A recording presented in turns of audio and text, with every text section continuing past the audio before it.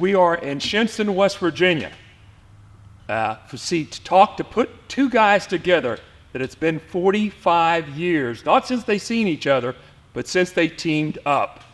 On my right, Rodney Combs, and on my left, Mark Richards. Guys, welcome. Welcome. Thanks. Glad to be here to do it for you. Oh, great. Great.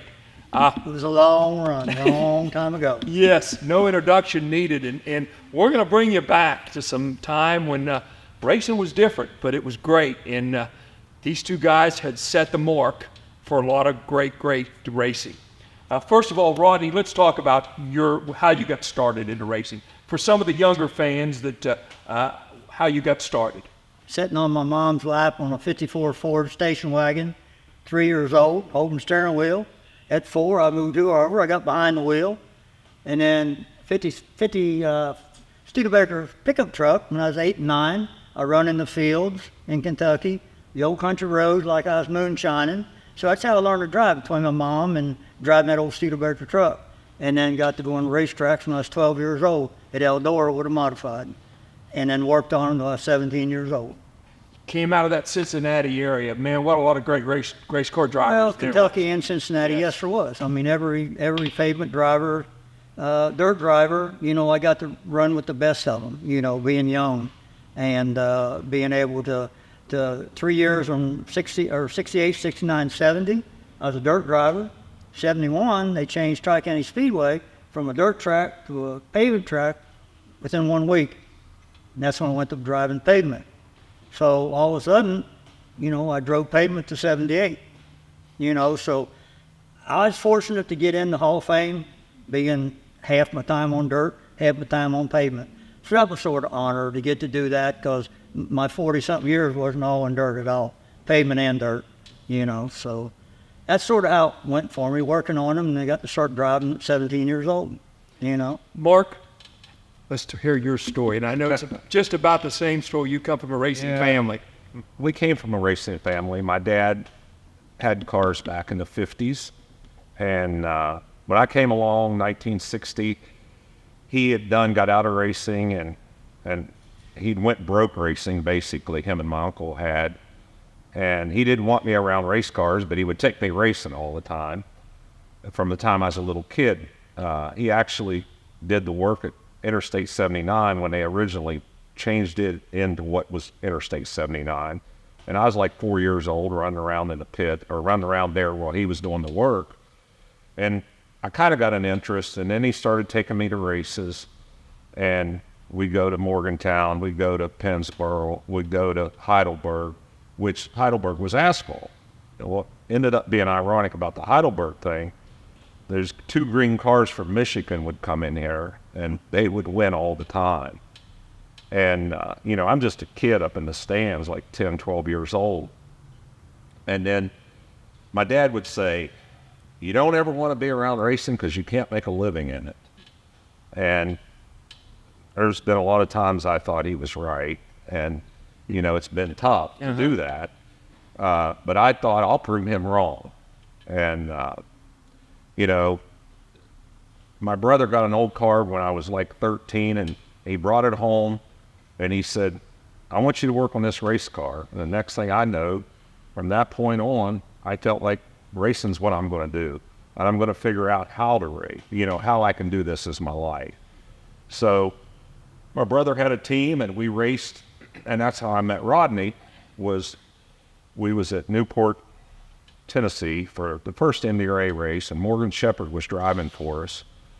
And Morgan, the story about that day was kind of funny. You was with us, so you kind of know the story.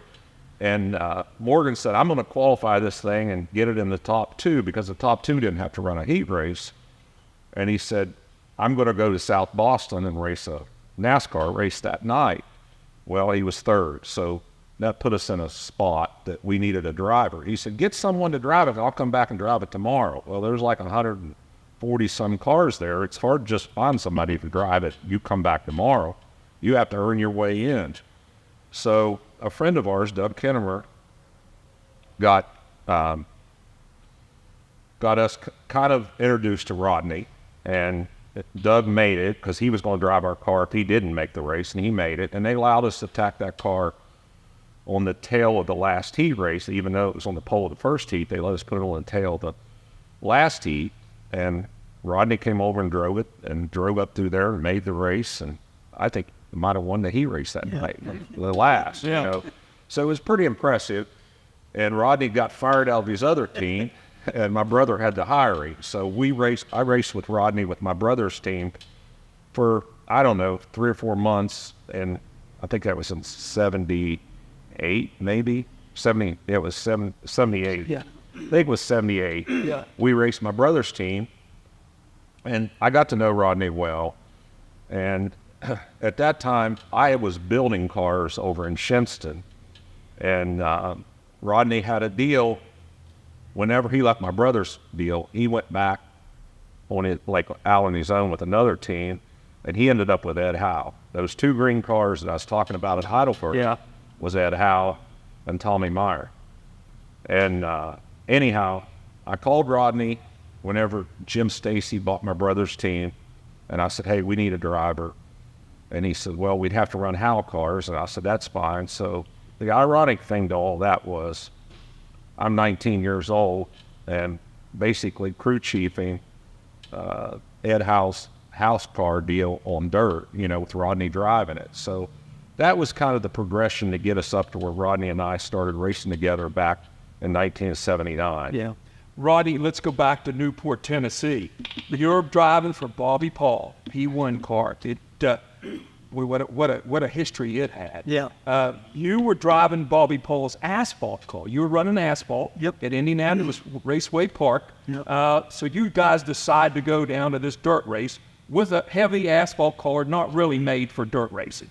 So take us through what happened after you kind of got into Roger's car. Well, Bobby, we both seen 10,000 win. Dirt, started on dirt, so dirt pavement didn't make no difference. Either one you can go fast on. But I knew that we didn't have the car to be going down there to what I knew was being run with the Roscoe Smith cars, the Lee Spring cars, the lighter cars. But Bobby insisted. He said, hey, I don't care what it takes. I'll give you this much money. Let's go down there and make it happen. I said, well, if it's tacky, we're okay. If it ain't, we're not. So I had 2 cars, pavement cars, missed both heat races, and then goes back to Mark's story.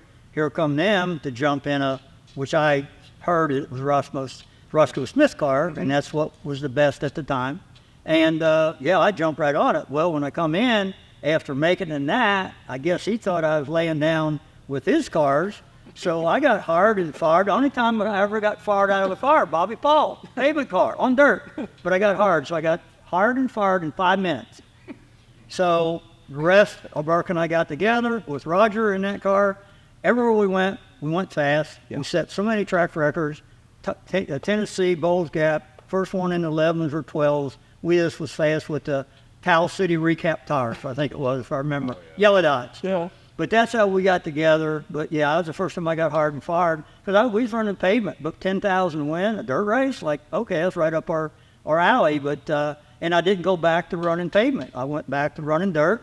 And then Mark and I, we got together with the story he just told. And it was just a lot of running around the country. Now they got the big rigs and all the fancy stuff. Mark and I did it with a ramp truck from Muskogee, Oklahoma to New York. Anywhere in between, but 2 or 3 of us, and this guy went once for 3 days, and we kept him 2 weeks on the road. Wait a minute, this is not about me. You know, but anyway, okay. That's how Mark and I got together. We just hit it off. I knew what he knew. He worked hard. It's what he wanted to do, and for a living, and that's what he got to do. I was done doing sort of my job as a living, and we just hit it off. He knew what he was doing, the setups. We just knew each other so well, and we stayed together. Our stuff didn't fall apart, and we won more than our share of races, no matter where it was. Mark, let's back up. Your brother Roger. Now, you have to remember, Rodney was in the car, and Roger didn't keep very many people in the car very long. Now, I know people are not going to believe this, but how many drivers did your brother go through? And he went through a number of drivers. I don't know the exact count. Yeah. It was like, his motto was, if the car don't win, we need to change the driver. And he did that a lot. And he had a lot of good drivers. Yes, he did. Drove for him. Buck Simmons won at Pensboro in our car. You know, David Spears drove for us. That's actually who was driving when Stacy bought my brother's team, and he quit because he got scared of J.D. Stacy a little bit and all the money that J.D. was splashing around. And then, you know, I got the call. He said, you call whoever you want. So I called Rodney, and I said, hey, you need to come and do this deal. And it was great because it put Rodney and I together. We ended up being in business together for 7 years. We started a company back then. It was called WRC. And it got me on my feet to where, you know, I was kind of noted as a car builder. Let's talk about the Stacy deal, though, real quick. You've got David Spears, great driver, great guy. Stacy, Jim Stacy, who had made an appearance in NASCAR in 1975, decides he's going back into racing. Him and Dick White, two coal barons, guys that are born after the Black Diamonds here in West Virginia. That's the coal nickname for coal, if you're new to West Virginia. But they decide to buy the team out. And you guys are running a painter car from Spartansburg. They have a meeting. Spears the next day decides he's going home. He's going home to Campbellsville. Well, he actually raced 2 races for us. Okay. And he won both of them. The last one we'd won was at Pensboro. And that car had, I think, the number 5 on it at that Yes. time. It had the number 5. My brother's number was 87. And it was the 5 racers or something he always had on the side of it. I think it was. It said on Stacy's cars. That's what he wanted on there. And we won at Pensboro on Sunday. And the next day, David Spears got a ride to the airport. And there wasn't cell phones and stuff, so it wasn't like you could keep up with somebody. And the guy that worked in the shop that done body work where we were working out of, he said, I just took that guy to the airport. You drive. Yeah, he took him to the airport. He's going home. He quit. I said, he did? So I waited for him to get back to Campbellsville, Kentucky. That's where he was from. And I said, what are you doing? He says, I just don't know what to think about this J.D. Stacy. He said, he's flashing money around. And I'm a country boy. I'm a country boy, and I've just never been around money like that. And what had happened was we'd won the race at Pensboro, and he took us out to eat at a country club over here in Bridgeport, and there was a whole bunch of people. And David had just never been around anything like that. And he got kind of locked up about it, and I called Rodney at that point. So you lose, and of course you lost the shop too because your brother leased the shop for a body shop to Ronnie Cottrell. So now you have no driver, you've got no shop, no tools, and you've got a great sponsor, and you're by yourself. So you decide. You had remembered Rodney back in '78, or back at Kingston. Well, I had all my brother's equipment because Stacy had bought it and just basically, you know, he hired me. And, you know, I got paid good money for a kid 19 years old. You know, it was kind of crazy that I got paid in 1979. That's when it was, would have been 79. The amount of money that I got paid, in today's world, it's nothing, but at that time it was a good bit of money. So I got paid, and they said, find a driver. So I called. They said, who's your driver? I said, Buck Simmons or Rodney. They said, I called Buck, and he didn't really want to do it, and he didn't want to move. And I told Rodney, I said, look, they'll pay for you to move. Look, they got plenty of money, and come up here and talk to them. So Rodney rode up here and talked to him, and the next thing I know, Rodney was living in Lost Creek, and Rodney, where were you at this time when you got the call? You had a pretty good deal going on too. Well, yeah, I had a deal either way, whichever way I wanted to run with it. But, wife and I just built a brand new custom-built home in Cincinnati. We wasn't even in it for 1 year.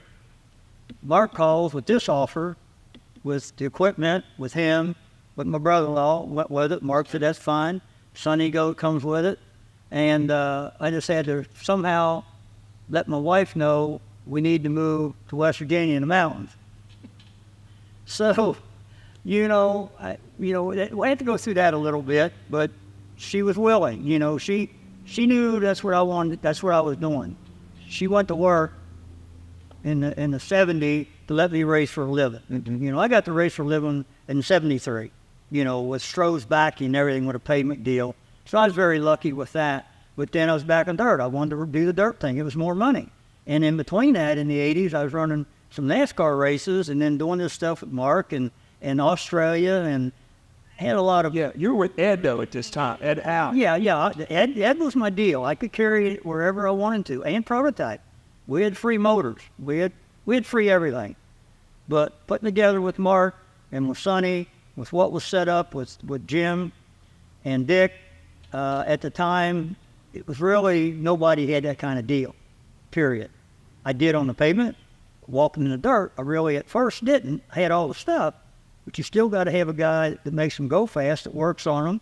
And Sonny was a mechanic. Mark was the setup guy and all the stuff. We worked good together. We hit it off on what we needed. He trusted me. I trusted him. And very seldom we didn't go somewhere and win or run fast, you know, and it was something that I couldn't pass up. So the wife comes, Mark and I headed out of the country or out of the state somewhere.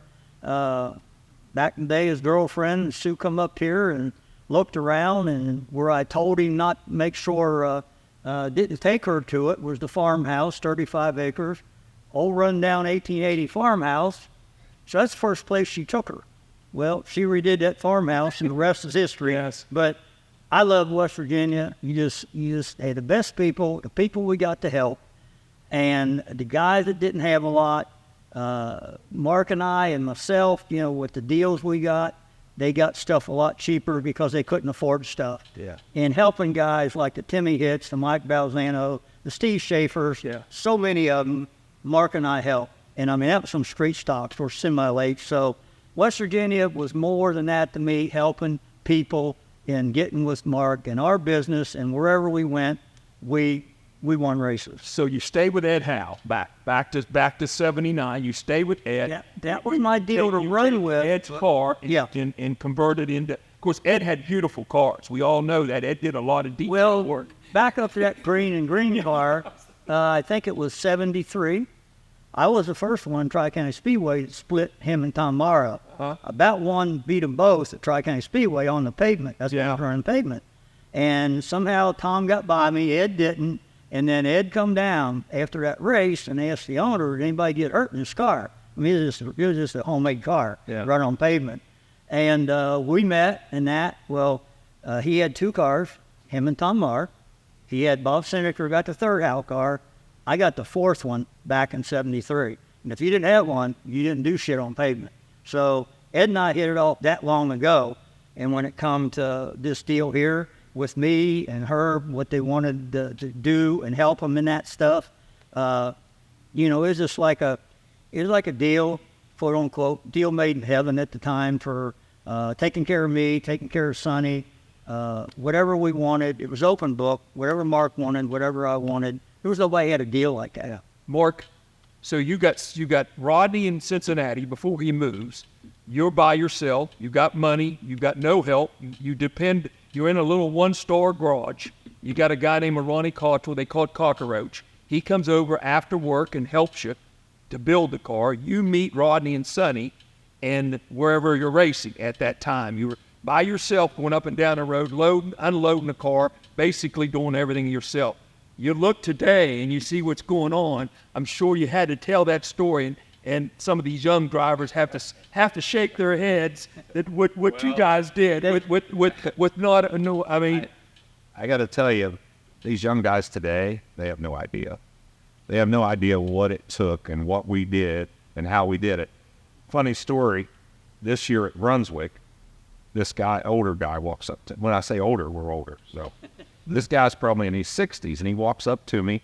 He says, "Hey, Mark, I remember you guys racing at Volusia County, blah, blah, blah, race you and Rodney won."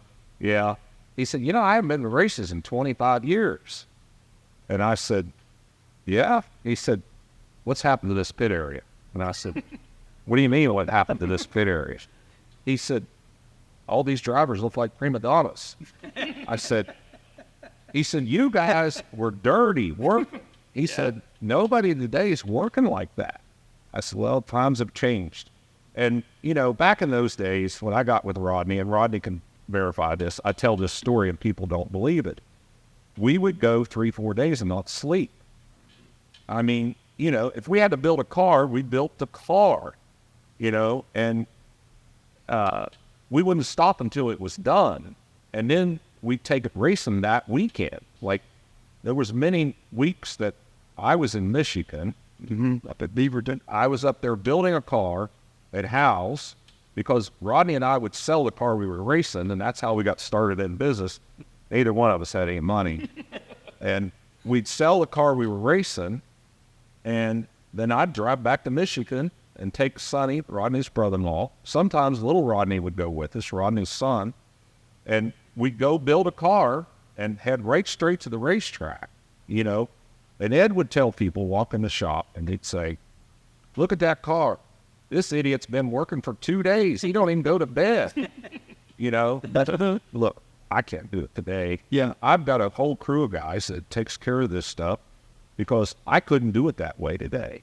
79. I mean, you guys get together, Rodney, though, and you guys get together, it clicks automatically. I think one of the first races was at Pensboro. You ran second behind Danny Dean, and there was some about Dean's right rear or left rear tire, but we won't go into that now 40-some years later. Can't remember okay, but anyway, you hooked up, you went up to Pittsburgh and won a big race. We won the first 100-lapper at Pittsburgh. It was in the daytime. It was called the Alray 100. Yes. And I remember winning. That was plain as day. And what was ironic about the Pittsburgh race, when I was a little kid at Heidelberg, running around in the bleachers, yes, all that stuff moved to Pennsylvania Motor Speedway, the press box, the lights, everything. So it looked like Heidelberg Speedway. Yeah. So you guys win that. I think you won a few other won the Mason-Dixon. You go to Eldora. Now, you've only been racing with each other for 2 or 3 weeks. 212 cars. Yeah. You set fast time and lead the first 27 laps. Till you blowed it. We did that a number of times. Yes. We had to have a new car and a new motor. We had the best old stuff sitting there, nothing wrong with it, but we wanted the best. 5 different motor builders, we lost motors. So it wasn't only just prototype, Dream, R&H motors, Dream, whatever. I mean, swear to God, Mark and I had 7 to 10 World 100, and that's not exaggerating. If you would have run World 27s, just not World 30s, you would have had about. Yeah. Don't feel bad, Rodney. It took him 50 years. It took me 50 years. It took him 50 years to get one.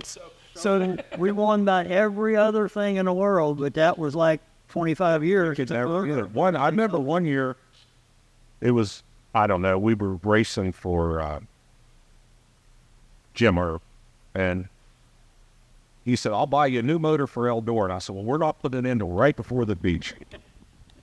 So we went up, the ball ride was in the top 6. I can't remember where we were, but we didn't have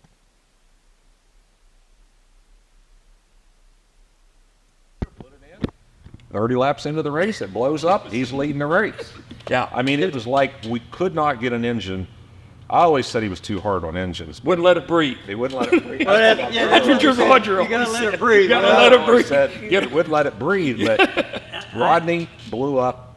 I know at least 3 or 4 times we blew up at Eldora, leading the race, and nobody in the same race with us. Yes. I mean, we should have won, you know, multiple times. You're making Rodney sick over here. No. I was born hammered down. Afterwards, I thought that place had a curse on me because The only thing bad about Eldora, Yeah. at Pensboro allowed a place we could run a mirror. We could see how fast we needed to run. Yeah. Eldora wouldn't allow you mirrors. So, you know, I didn't get these gaps. They didn't want to give me gaps. They wanted to go and win the race. He wanted me to run as fast as I could. And that's what he hired me for, to run as fast as I could. And Ed Howell used to say, if Ed Howell used to say, you put a gear in it till the nose drops, and if the motor blows, we'll get another motor builder. You know, well, we did. Yeah. I think 5 of them. Yeah. You know, but no, we really, I mean, Eldora is always like the Daytona Earnhardt. All them years, but so many honest, you know, times to win it without, you know, I think there was only one wreck ever up there, and that wasn't with our cars. That was with, I was Clickpoint, it was 349s or 449s. I was in one wreck at Eldora all them years. You know, it was motors. Yeah. His motor. 1980, Mark, you guys get on the NDRA circuit. Robert Smalley's paying $10,000 to win. You guys go after it in 1980. You are on the road, not with 6 or 7 guys. You're trying to open up WRC at the same time. You've got Sonny at the shop. You and Rodney. You're on the road, and you guys are after it. We went after it hard, and we built cars during the week and worked on our own stuff most of the time at night. So there was a lot of hours involved because we had customers at that time. We had WRC open, and between the Howe cars that we were putting together, then we started building some of our own cars there at Lost Creek. It was a lot of work, and back then it was way harder work than it is today, because today everything's pretty much made for you. Mm-hmm. A machine's making everything. Like our bodies, they're cut out, all the holes are in them. I hand cut all that stuff. Yeah. And the amount of time and the amount of work that was put in it in them days, those were the days my dad would say, you can't make a living in racing, and I was starting to believe that. But times have changed today compared to what that was at that time. Probably one of the guys at that time that kind of was an influence on me was Gary Ballou. He came and we went and did some racing with Gary, and I learned a lot from Gary about things. Some say you can tell, some you can't, but I learned that you could do things a different way, and Gary had a lot to do with that. Ronnie, you bought the Gary Ballou deal in. You and Ballou were kind of, is that how Ballou got with you? Tell us that. Yeah, story. he was a little different in a way, but we was always buddies. I didn't do some of the things he done, but we was both good racers. He raced a lot of pavement. I raced a lot of dirt. And I went to New York to run a modified, a friend of his. We went up there, Mark and I, with a stock car one time, made the show up here with all the modifieds. And then, Gary wanted to run one of our cars, so Mark and I talked. Exact cars. I mean, nothing was better. He come to Pensboro, he had one same as me, and I mean, he did okay. But some of the guys with the dirt and pavement, it took them a little bit more to adjust. It was a big body car, so they. Some of the setups that I run, a lot of people, Al couldn't get in and drive them. So, but Gary was just one hell of a racer. I mean, period, on anything. But pavement, he was just dangerous. He was like, Ed and them guys. I mean, he was just ruled the roost. He was just that type of driver. And he had a couple guys like Mark around him that never cheated, read the gray areas, and made things a little better than the other cars. And that's what Gary was about. And that's what Mark's trying to say here, because you learn from everybody, but and it don't matter if it's pavement or dirt, some things coincide with each other, but it's how you go about them.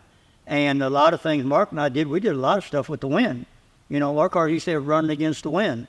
I mean, we did that for a reason. We would do 10 things, maybe get caught on. Well, we got by with 4 we wanted to. But it wasn't cheating, it was reading around the gray areas. Mark and I think, made more rules in all these associations than anybody, because we would try whatever we could. Let's talk about Syracuse real quick. You said something. You guys, how in the world did you take a late model automobile, go to the Syracuse Moody Mile at Syracuse, and run with the modifieds? Whose idea and what happened? That was Ed Howe's idea. And Ed said they're having a 30,000 to win race, and that was the first year that I was with Ed. And he said, look, you got to take the fenders off. He told me what all I had to do to the car. So I got the car ready at this little shop we had in Shinston. And we went to Syracuse, and Larry Moore came along. He was driving a Howe car as well. And the first day we got there, we were the fastest car. Well, then that was the year that Glenn Donnelly took over dirt. That's when, he had bought all the stuff that became dirt later. It became dirt. And I can remember being there, and Ed had drove over from Michigan, and we'd met him up there. And all the modified guys were upset the first day, because here we are with no fenders, and they didn't have a rule about independent front suspension. They didn't have a rule about spoilers. They didn't have a lot of rules. So the next day, they said, you got to take the spoiler off. So that hurt us when we took the spoiler off, because them cars had the back way up high, and our back was down low with the spoiler on it. Well, then they said, you got to raise the roof up. So you had to be the same height as a modified. So I've got pictures of it, that car with the roof raised up in the back to get as high as a modified, and no rear spoiler. In 3 days, they slowed us down. That was their goal. Of course, you had a small block with We had a small block engine too. They didn't have an engine rule. Now you can't go race the big blocks with a small block. They made, after that race, I can remember Jeff Bodine being there. He took his car home, did all kinds of shit to it. You know, after that race, they started making rules. And then they kind of got settled rules. They outlawed independent fronts. So that put us out because, you know, we got A-frames on both sides and those cars got straight axles in them. So that ruled us out. So then Gary got the idea right after that, Baloo, that he's going to build this car. And he did. He built a car. Kenny Weld. With Grant King, we had a builder, and Kenny Weld was involved. Pete Hamilton was involved. All these guys were involved. And, you know, I was lucky that we were there. Rodney drove the other modified that day that Gary had along, that belonged to a guy named Billy Harvey. But anyhow, Gary went beyond everything, and he took Aero and built it into that car. The Lincoln. And you know, their car was wider and taller, and it had a wing built right into the roof. And I think he laughed the whole field a couple of times. And, you know, I was fortunate enough to be there that day with him and see what all that did. Yeah. And you know, it was good times back then. Roddy, what was it like, you know, with that small block like model against them modified? Were you pretty Well, like Mark said, I mean, we could outrun them all through the corner. We'd pass 4 or 5, and then 2 or 3 go by, but we were so fast to the corner. And we put it in the show. We got it in the show with all the modifieds. And then I think we had some piston trouble. We blew up. A little bit, yeah. It was a piston deal. It was going to burn up. Well, then a guy that was in the points, he come and offered us X amount of money to get the spot instead of us, you know, taking the spot. So we did that. But, you know, we put the little small block and what body Mark built in the show, you know, even after kept taking shit away from us. We qualified about midway in the field, so it put us in the race, but like I said, they slowed us down all week. Yeah. And then they come out with the rules. That's what started dirt. And it pissed them off because when they come to our car, they said, a little bitty valve cover. They didn't know we didn't have a big block. We had a small block. Yeah. That made it piss them off that much more. You know, they got big motors. We got little motors. Yeah. You know, so that's sort of. But again, we went up there and did that. So. Okay, guys, Robert Smalley. Well, I mean, he kind of changed things a lot. And I know you were national championship. You won the national championship. Should have won it a couple times, but we won't get into that story. That's for another day. We gave them the other one. Yeah. We got sort of hooked in, so yeah. We let them have them. We could have had 3. Yeah. So just let them have them. Yeah, Robert Smalley was a showman. You know, I'd have to say. I mean, he had that Elvis Presley type of image to him. You know, he was a showman type guy, and I really think that, you know, he's what started all the stuff that we do today. He was kind of the pioneer to set up the traveling series. And back then he had, at the end there, he had, I think Schlitz was a sponsor. Mm-hmm. And, you know, he started getting big sponsors, and we had 10,000 to win races. Okay, let's move to J.W. Hunt. Man, I mean, who didn't like Mr. Hunt? Bill Hunt, J.W. Hunt. You guys got involved, and man, that was a great time. That's when you guys got strong. I mean, with Mr. Hunt behind you. I forget how old I am. Yeah. Well, like I said, Mr. Hunt, not only great guy, you know, money was no object, strawberries was no object. So when I met him to get the deal with him, this will be a quick one here. I go meet him in Plant City. He got a great big ass warehouse, bigger than all this, with all this fruit, strawberries, and all that in there. So I'm going back through there. Jimmy's showing me all the stuff. And all these big strawberries, flats of strawberries. You. Okay. We picked that strawberry. So I pick up a strawberry, eat that son of a bitch. I grab another one. And I go in the office, and he says, Rodney, he says, I told you money was no object. Whatever you need. He said, but don't eat another one of my strawberries back there. He'd bring us flats up in West Virginia here, flats of them. But he said, never touch another one of my strawberries. You know, but that's, but He Jay, said, take that flat with you. yeah, You ruined it. yeah, I didn't know, you know, but he seen it on the cameras. He had cameras everywhere, you know, but don't F with my strawberries. He liked to have a good time, and he loved racing, didn't he? He loved racing. He loved racers. And look, it might have been some guy that he liked the way he ran the heat race, and he'd walk over and say, I'm going to buy you 4 new tires. Or here's $1,000 because I like the way you drive. You know, he tried to help a lot of people. And him and what was Jack Pennington's boiler guy? Beatty Lynch. They did betting matches. Okay, we get to a racetrack, and I think that's when Freddie was running that car. Freddie was driving. And we would go, it started Smoky Mountain. He said, hey, I want you and Freddie to have a match race. How much? $5,000. Crazy money. Well, then they got to betting who finished in front of who. Yeah, it'd be 4 of us. Whoever finished, they were betting $5,000 a night of who finished in front of who. So we knew most time we could get it. There was no problem. So we got to where we would share it. I said, hey guys, let's put on a show, 1,000, whatever. But that was, you know, and he didn't know the difference, but you had to win. He loved to win, and so did Beatty. But the money, like Mark said, it was just ungodly. He would carry 40, 50,000 in his pocket in a paper bag. I'll tell you a little quick one. Here's a good one. We're at home. We're heading to Smoky Mountain for the big race down there World's Fair. So I told Mark, I said, we got to get out of here, son, we got to get, because Mr. Hunt's coming this way. So we get out of there. In between, Hunt passes it somewhere on 77 or wherever the hell it was. He was flying in. His plane hadn't made it. Yeah, no, he was in his truck. He was in his truck. He gets to my farmhouse in West Virginia where WRC was. So we're gone. And Sue, I said, if he gets there, you make sure he gets his keys. You make sure he sleeps. So he come in and she got him to do that. He wakes up. He says, honey, go out there in my truck in that front seat, see if there's $50,000 in that paper bag. She went and got it. He says, now, honey, I need a jet plane or a helicopter. I'm going down to Tennessee. Knoxville. Yeah, well, no, it's at Smoky Mountain.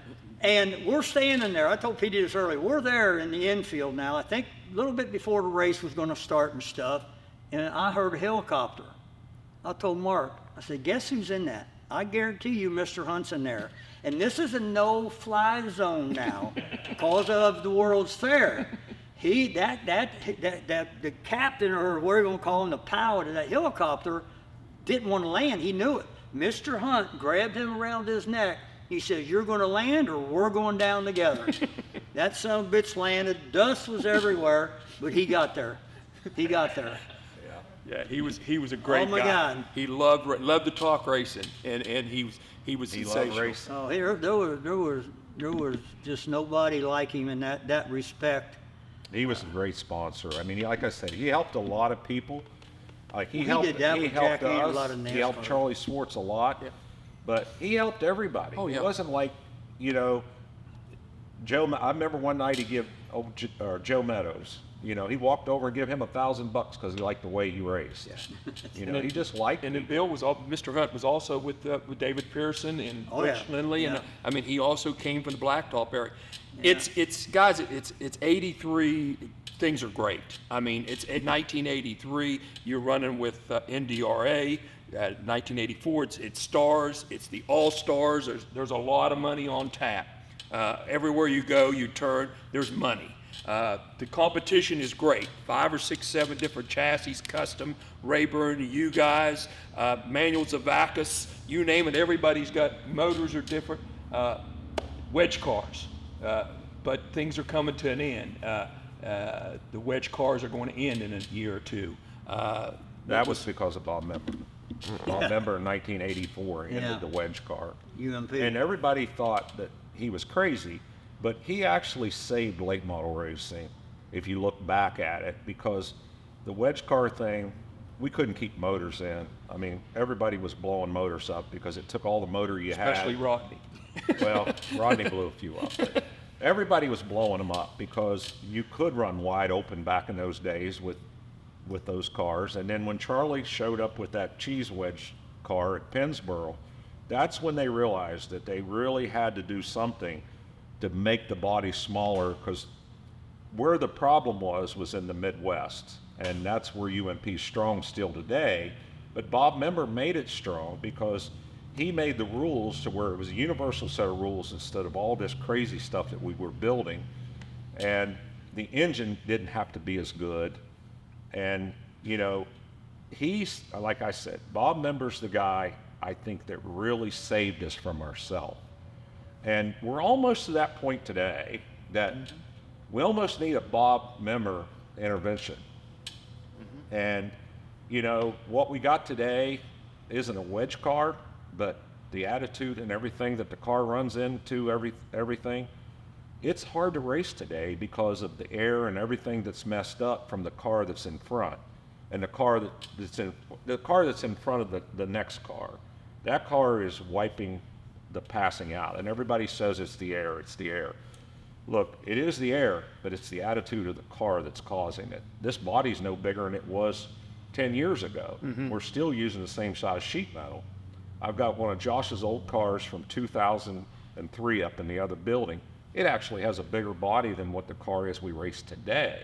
But the attitude of the car and the yaw that the car runs in is got us to the point that we can use a lot of motor, and we messed the air up for the car in front of us, and we've made the racing about like it was when the wedge cars was outlawed in '83. And like I said, Bob Member is the guy that stood up. And I'll tell a quick Bob Member story. I remember being at Smoky Mountain, and it was right before he came out with these rules. And there was a bunch of people that was against it. And we were at Smoky Mountain, and Bob had came in there to talk about his rules, and he had this dog with him. And someone cut his dog up in the car and killed it. Wow. And that's when Bob Member got mad, and that's when he went forward and made UMP what it become and what it is today. I can remember that happened. And Eldora, that's where he changed Eldora too. But he changed Eldora, Yeah. but you remember when the dog got cut? Oh yeah. Oh yeah. Yep. In his car, they butchered that dog. Someone did, because he was out there saying, we're going to make the cars smaller and we're going to do it. And there were some people that was against it. And, you know, Bob got in with Earl, and Earl said, I'm with you. And that was another thing that made UMP strong, was Earl Bolda stepped up and said, UMP is what we'll be. I can remember going to Eldora back in the early days, and once they made the rules, you had to unload your car outside going in to make sure it was legal before you were allowed in the pits. You couldn't even go into the pits if your car wasn't legal. Yep.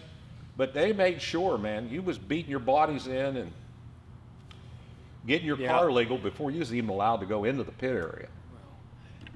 Jack Williams, Rodney, we're up. You started out with Cole with J.D. Stacy and Dick White. You moved to Strawberries. Now you're with Jack Williams, and back into the coal business, you might say.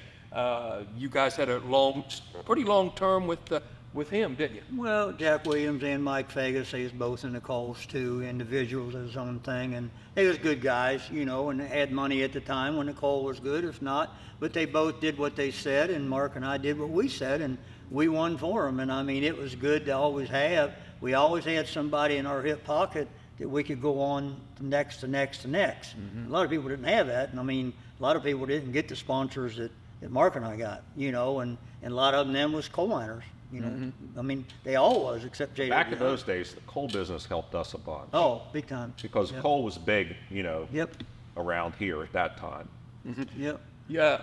84, 85, things start to collapse. 86, NDRA goes down. Stars changes into 30-some schedule to 16. All Stars shuts completely. Their late model, Brent Emwick, shuts his operation down. So things changed. The weather changed overnight, didn't it, for racing dirt cars? Yeah, I'm going to say, other than Eldora, that was probably the big thing that went on every year. There wasn't a lot of traveling stuff out there like there was in the early 80s. So we kind of went through a setback in, I'm going to say, the late 80s. Yeah. We had Pensboro, we had West Virginia, and we had Eldora, really. Yeah. I mean, the rest was, Yeah, they were the big you know, shows. they was the, Yeah. You mentioned Pensboro. Not like Eldora, you had some great luck at Pensboro. You won the first Mason-Dixon. You won 3 hillbillies. Of course, one of them was right down the street here at Interstate. Yeah, that was a big win, especially for you, right in front of your hometown. So Pensboro's been good, and just come up one short one day, and everyone talks about that race, and they talk about the story of Jim Dunn, and not many people talk. They talk about who ran second that day, but you did. Well, I know it was a day that you look back now, and it. Jim Dunn was a good person, and he was a good little race car driver. And I remember that day to a T. You know, Jim struggled to qualify. He struggled in the heat. We helped him. I remember helping him in the consi. He started to back the consi to get transferred into the feature. Helped him get going. Well, that day, and I think I'm right, Mark can correct me if I'm wrong, you know, we left the front end open. We was up front, and we knew what we was, you know, had possible to do. We, you know, win the show. And as always, it gets later in October. It gets colder. It gets darker, and we get to being cold as hell. Our temperature is down cold. And as I'd run off in the corner, the longer we went, the more yellow flags, the more time it took. It would just, as I lift off the gas, it just started stopping. It did, and I couldn't get going. You know, and I could see Jim. I knew he was there, and wasn't nothing I could do. I was running as hard as I could, you know, because no matter how hard I drove around that bridge, as I had to get off a little bit to get it to turn, it would just die. You know, so he's sort of sensing, you know, what I'm doing. I ain't trying to hold, you know, I don't hold nobody back, and I wouldn't have moved up to run over him for nothing. And here he come, and I knew he was out there, and that was the old Humper days, and I mean, he was out there, he had enough track. Well, he hit it and got tires. He Yeah, got softer tires. he did that, and then, you know, like I said, we just kept, you know, getting colder and colder and running worse. If the motor would have stayed running good, not getting so cold, and Jim he's covered up, he had no opening, and it just got colder and longer. It just got to where it wouldn't run. But one of our cars, and a good guy, I mean, we've lost 35,000 years ago at Log cabin. Log cabin with a flat tire with one lap to go. You know, And one of our cars won. yeah, so one of them won there. So, you know, I mean, we was, you know, yeah, it hurt, but we accepted it. We won our share, and one of our cars won. So it wasn't like, you know, we would get pissed off, not talk or throw and kick. We went out and congratulated them. Yeah. I went out to Jim. I went out to Donnie Moran and picked him up. Yeah. You know, I mean, that's just part of it. It when was you, different You then. race that long, and you get your opportunity to win in the pavement and the dirt and everything I got to do. I learned to accept that. Yeah, we didn't like it, but everybody knew we did all we could, you know. Mark, Rodney's dipping into NASCAR racing. Started early in the early 80s with Mr. Stacy. Things starts changing in the dirt world, like we talked about. Rodney decides meets with Mr. Stacy at down in Tennessee. You had your chance to move then, and you know, you were coming back. Matter of fact, you were coming back from the Smoky Mountain, I believe, or Kingsport, and you know, tell us a little bit about that. Well, I mean, obviously I'm a dirt racer and I'm a hillbilly from West Virginia, so I really didn't want to move. This is where, you know, I wanted to be. I tried living down in Ocala with Herb. That didn't work out, so I guess I'm just a hillbilly. I always come back home. He started with the wrong guy at first. I always come back home, and I just got married like in '85, and you know, things changed for me a little bit after getting married, and I don't know, the traveling I didn't think would work out, you know, and I just kind of had a talk with Rodney, and I said, hey, I think I'm going to do something different, and Rodney bought my part out, and you know, I basically thought I was done. I thought, I'm done racing. And Steve Baker called me up, and he had been a customer of ours at WRC, and I was working for a guy part-time, and not working a lot, but working a little bit on some race car stuff. And Steve said, hey, this Ray Callahan wants us to go in business and open up a shop. And I'm like, man, I don't know if I want to go back in the race car business, you know, as a living. And that's kind of how Steve and I started. And that was in 1986. And Ray Callahan, you know, he got a hold of me, and he wanted us to open up a little shop. And Steve was working in a transmission shop, and he was willing to quit where he was at. And, you know, the next thing I knowed, him and I was in business, and that's how Steve and I got started. And Rodney moved to Charlotte at that point. He took WRC and went to Charlotte, and, you know, he went on to race for Richard in the nation, which is, what was it called then? Well, 86 is when I started the rookie thing and the cup thing. Yeah. So 86, 87, 88, 89, I run all the cup races. And I really, without everybody being there at the phone, helping people and all that, it wasn't going to work without all of us together. Mark had his vision, and I appreciate what he wanted to do. I knew that's what he wanted to do. I finally did stuff dirt. Short track pavement, dirt. Now a chance to do the NASCAR thing. I had many chances, I kept turning down because I went to Australia every winter from 78 to 93 for 4 months. I come back from there, Mark would have a car at a racetrack somewhere.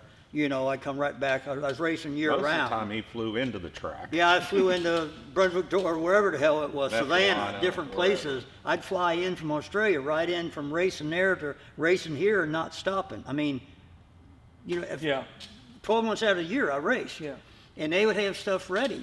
And, you know, it was like, okay, do I want to be, which I knew, you know, going to be a small fish in this big pond when I go to the cup side. But I had such deals and opportunities. And at 71, me and my wife walked through Daytona Speedway infield. We was racing dirt down there. And I told my wife, I said, one day I'm going to race at this joint. You know, watching them guys run 200 mile an hour. And in 86, 87, I went there and made my first Daytona 500. So, you know, and I enjoyed that, but I still went to Pensboro, sometimes Florence and Eldora, but I still raced all my NASCAR stuff. Like, I've got to ask you both a question, though. In 1982, we talked about that a little bit. You stopped into Jim Stacy. He wanted you to go NASCAR racing then. He wanted you to be on the crew or crew chief, you know, to help. Who was the crew chief? Dale Inman. Dale Inman. Yeah. And Yeah, you refused to ride, Yeah, and the I guy did. that walked through the door to get the ride was Tim Rich. Tim Richards. Yeah, I Tim had, Richards. So now you look back now here, should you? No. Should you? No, I know you both had both great careers. What but, we was but doing, knows? what You we can't was look both, back. Yeah. You know, well, it's just what we was doing at the time, we was very successful. We was the ones, when we pulled in the racetrack, they knew they had to outrun us. Yeah.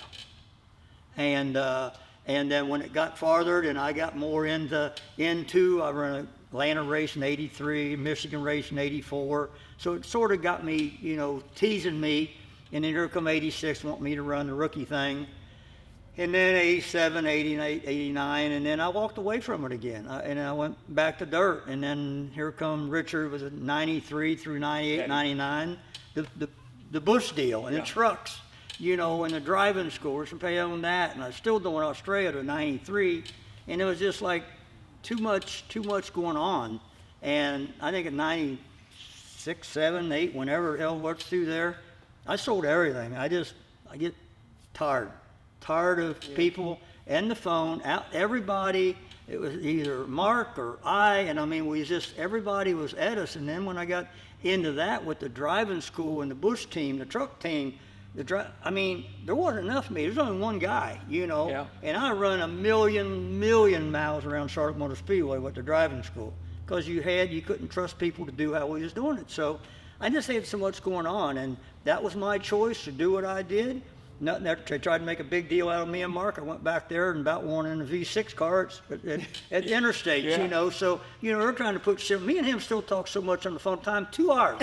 We don't talk 15 minutes. We talk about 2 a lot. hours and we talk. We have. And I people, always tell people, Rodney's like a brother to me.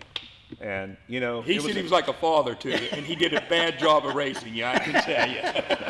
well, it was a time in my life, you know, I was 19, and, you know, we learned a lot of, we did a lot of stuff together. Yeah. You know. we did all that together. Yeah. Yeah.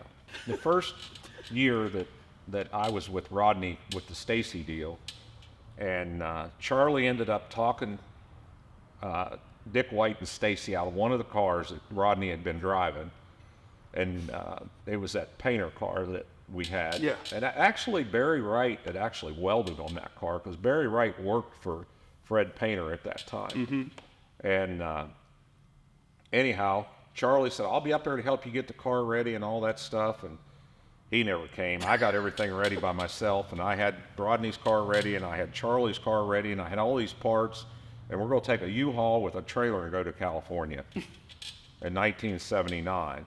Well, I learned a lot about life that trip. You know, there was gas rationing going on. There's all kinds of stuff going on that I didn't know about out there on the road. So you're from this little town of Shinston, West Virginia. And Charlie shows up the day we're loading everything. Now, he's supposed to help me get this car ready. So he says, "I'll drive all the way to California." Okay. He drove to Zanesville And fell asleep. and fell asleep, so we got a motel room in Zanesville. We're on our way to California. So I can remember we had to go to Malcuus and get motors. We got back on 70 to head to California, and we made it to Zanesville. Had to pull over and get a room. So it took us 5 days to get there, but How many times did you stop at the gambling houses? Well, we had a car on that trailer. One of them was on the trailer, and we thought there was going to be a race in Vegas on pavement. So we felt, hey, we can go make us some money at that racetrack around the Vegas area. Well, it was a week late, or they canceled it. So obviously, we're driving to Vegas now with this U-Haul truck, trailer, race car. open trailer. Him hollering out the window, "Was Dano here?" You know, where's Dano? You know, that guy that played in that thing? Yeah. So, I mean, this is all the streets you could drive on. So obviously we found a place to park. Obviously we went in and played some machines. That was How the could he old. play machine? He wasn't old enough. No, well, he got I caught. walked right in. Oh, did And It then wasn't, listen, Vegas back then was the mall. he was doing that. Well, we got caught. So okay, we left there and we head out and we go to Reno. So we do that thinking, okay, he'll get by with it there. So he was on this machine. Obviously got caught again. Well, obviously we got running out of money.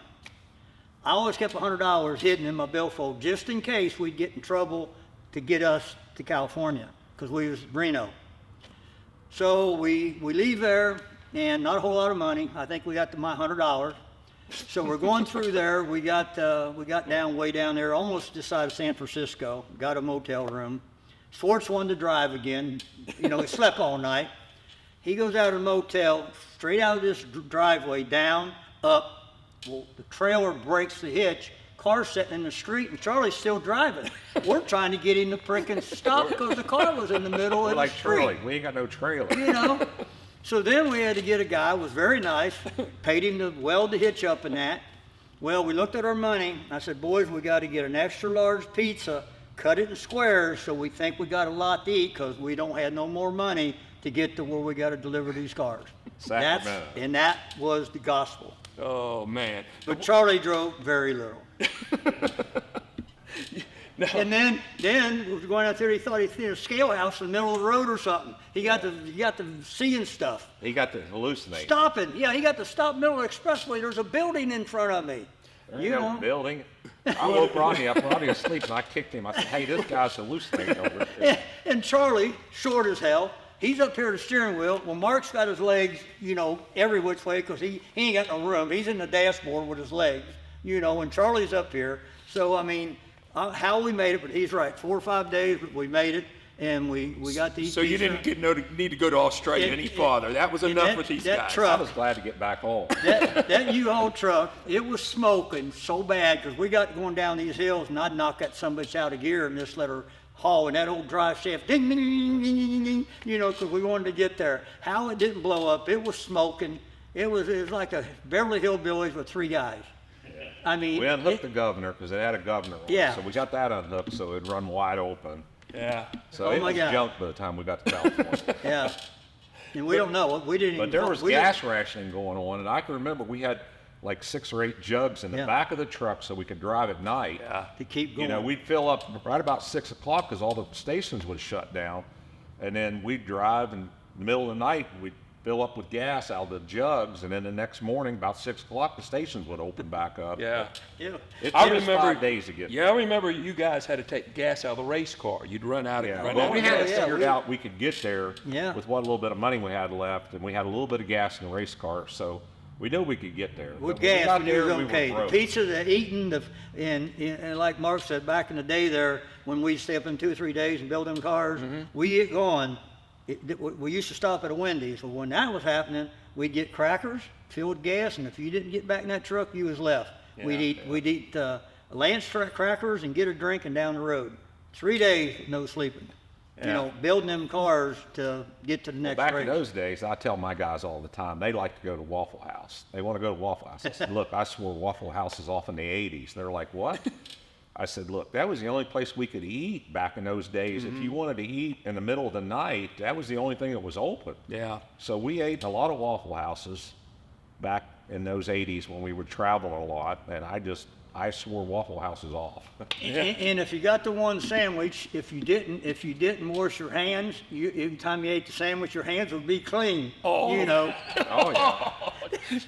that thing Sonny used to get. Yeah, you know, it started out with clean bread. When you got done, your hand was clean, but you know. Now you guys would get on the road. There was only you and your brother-in-law, Sonny little Connors, Rodney would go with and me. little Yeah. Rodney Oh, yeah, would go with yeah. you. But other than that, it wasn't. That was it. That was it. It wasn't. all we had. And everybody We tried to hire operated that you. way. You only lasted a week and a half. We fired your ass.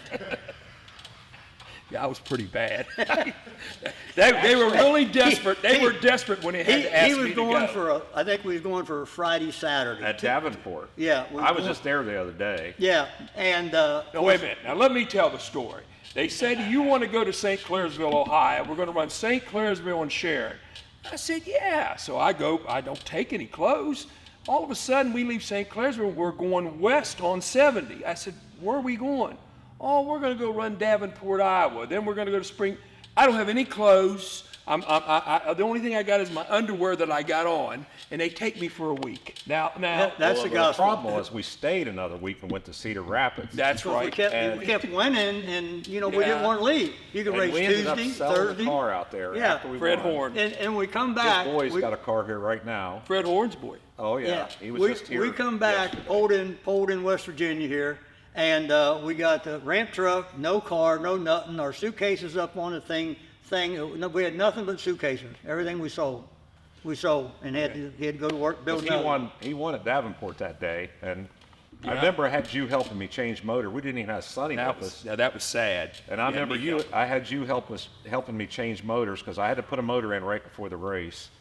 And the only motor we had was a 327, Yeah. 331, and we put it in, and it was dry and dusty, and there was no lights there at that time. And Rodney won that day, and that was the first day I met Billy Moyer that day, Yeah. and I also met Kevin Gundaker. Yeah. Those are two guys that remember in my mind that the first time I met him was at Davenport that day back in 1979. I was good. I was a good go get you boy. Go get your coffee, donuts. Let's get back. All right, let's get to kind of end this thing. Well, we couldn't do it without. I know getting on you. getting on me. Rodney, what are you doing now? I mean, what's I'm been having going a on? hell of a time figuring out how to catch more fish, hit that damn white golf ball with all these injuries, and still doing American Diecast, ADC. Ed and I's had that for 21 years and still going strong, but fishing's number one now. I love fishing, love to go out in the ocean 40, 50 mile, catch a grouper, catch a snapper, and play that queer game golf. You know, I said you had to be gay to play it, so now I am one. I used to tell Steve Kinzer that, Rusty Wallace, Dale Jarrett, now I am one. That's what I'm doing, golfing, fishing, and American Diecast. All right, Mark, we know what you're doing and how many years this make. I mean, since Buddy Parker taught you how to do it back in Like I said, 1975. my brother drug that car home in 73, so I'm 63, so I'm well over 50 years now. Well, over 50. You've seen a change, haven't you? Oh yeah, it's Go. it's definitely changed, and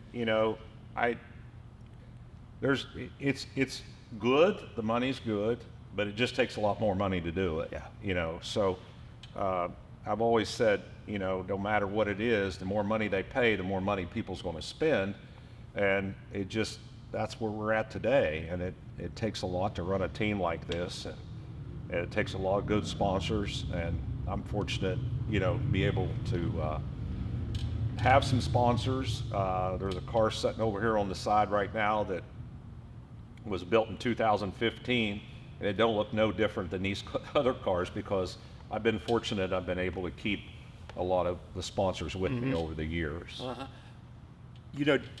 I think we're in good shape, though. I mean, we've got two great organizations, the World of Outlaws the and top Lucas. level- They're solid because we talked about what happened with Stars. We talked about Smalley. These two organizations are run by good people, and I think we're in good shape. The top level of this sport and late model racing is really doing good. We went last week. We was at Farmer City. There's 55 cars there for the race at Farmer City. We went to Fairbury the next night. There's 47 cars there. What's made this sport so strong that there is two organizations, and everybody says there ought to be one organization. That way we get to see the best drivers. Well, what happens when there's one organization? And I always say all you got to do is look at how much point they're paying. That's how many cars you're going to have traveling.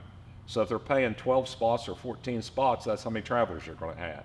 Because eventually, if they're not going to get something at the end, they're not going to stay out there. So, we got a series over here, it's paying 12 or 14 spots, and a series over here, it's paying 12 or 14 spots. So when there is an off weekend, like there was last weekend, that World of Outlaws wasn't racing, it was a Lucas race, you got them all together. You got the best cars together. Yeah. If it went away into one series, we wouldn't have that. But what's went away and what's hurt is the local late model field. The local late model field, it's hard to race for 1,000, 1,500, 2,000 at the level what these cars are today. Back when Rodney and I was doing it, it was 10,000 to win. The local tracks was paying $1,000 or $500, and the guy could buy a car for 25 grand complete. Right now a car's 125 grand complete. So it's a big change in the numbers, and like I said, we was racing for 10,000 to win back then. Yeah. Last year my team won the most it's ever won, which was $1,035,000 is what our total income was last year. And everybody's like, well, you made money.